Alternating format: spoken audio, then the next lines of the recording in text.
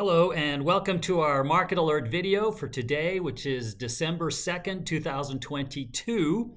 And I've entitled this one, So You Think There's a Chance? And the reason I've done that is, well, I'll get into it in just a moment. I want to give you a quick update on the whole grandfather thing. I hate to admit it, but you guys were right and I was wrong. Being a grandfather is actually pretty cool. My grandson, at first, I wasn't too happy with him because he stole my wife. Every time I turned around, my wife was leaving to go be with her grandson. But now that he's able to walk a little bit, he recognizes me, he wants me to hug him, he smiles, he's got those kissable cheeks. Yeah, it's not so bad. I'm in. All right, you were right. So anyway, let's talk about what's gone on this week. Boy, howdy, did we get a lot of big news. And why did I entitle this video, So You Think I Have a Chance? I'm going back to the movie Dumb and Dumber with Jim Carrey. And you may remember in that scene, he goes up to the beautiful girl, the love interest, and he says, so what are the odds, what are the chances that I could get a date with you? And she goes, 1 in a million. And he goes, so you think there's a chance?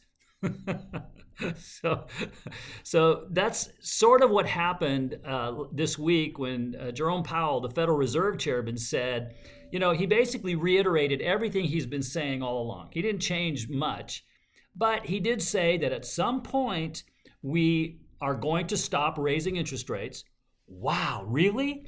And then secondly, he said at some point we may reduce the amount of the rate increases that we will have.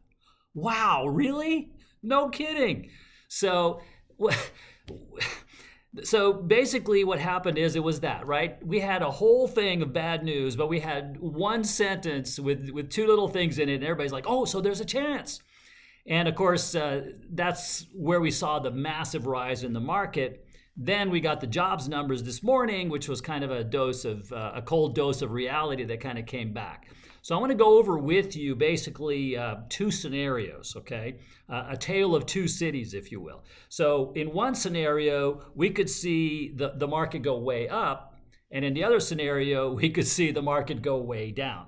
And so I want to go over with you both of those. So the first scenario is where the market goes way up. So let me go over that with you. I took economics in college, and basically the idea is that you have inflation and you have the interest rate that the Federal Reserve does. And generally speaking, you want those to be kind of in equilibrium. You want them to be about the same. So when inflation goes way up, then what happens is the Fed wants to bring inflation down, so it raises interest rates to reach that equilibrium point. And then if it leaves it at that equilibrium point, then the economy will cool down, inflation will come down, and then they'll lower interest rates as well. So that's kind of the interplay between the two. So right now, inflation is at 7.7%, according to the latest data we got at the end of October. So it's up here. The Federal Reserve interest rate is at 3.8%. It's over here. So right now, what the market is thinking is that inflation is going to come down and interest rates are going to keep going up, and they're going to meet at 5%. And if that happens, then the Fed will stop raising interest rates, inflation will continue to go down, and then by the end of next year, the Fed will start lowering interest rates to make that equilibrium happen again. So if that happens, then the Fed has engineered what people are looking for, which they're calling the soft landing. Because if interest rates peak out at 5%, that's not so damaging to the economy that it's going to cause this terrible recession and massive unemployment and all that kind of stuff. So in that scenario, then the way the market reacted to what Jerome Powell said this week is correct. The market will probably 6 months to a year from now be much higher than it is today.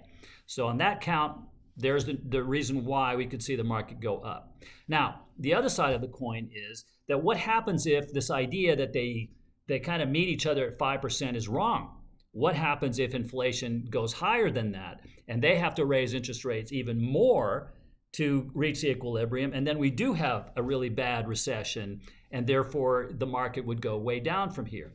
Well, we have to remember that Paul Volcker, who was the Federal Reserve Chairman back in the early 80s, He had inflation that was around 8% like we have now, and he had to raise interest rates all the way up to 18% to get inflation to start coming down.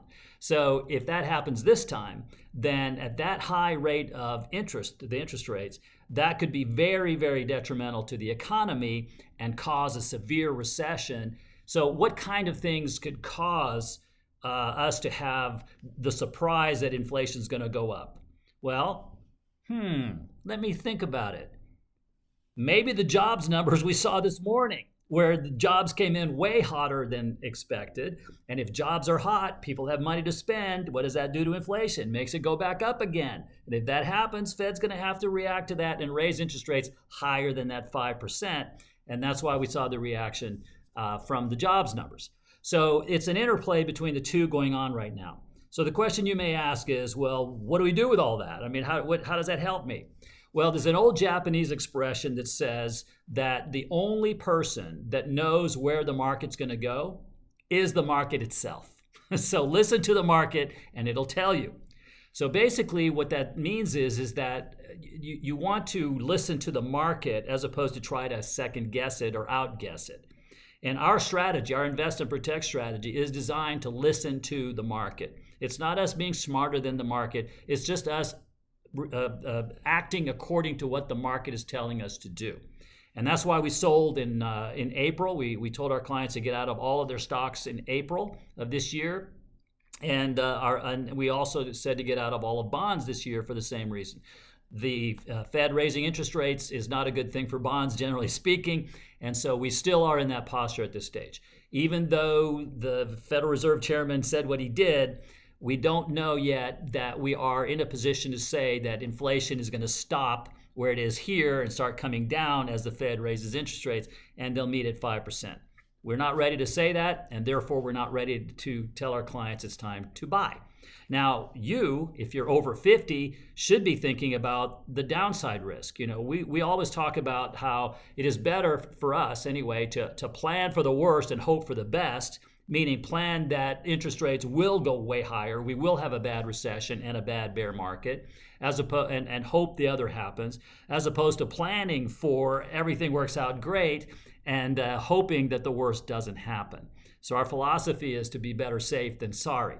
So if that aligns with you, I encourage you to go to our website. It's rpoa.com. Visit with one of our retirement planners, and we'll help build a plan with you. We'll talk about our strategy and hopefully help you in that regard.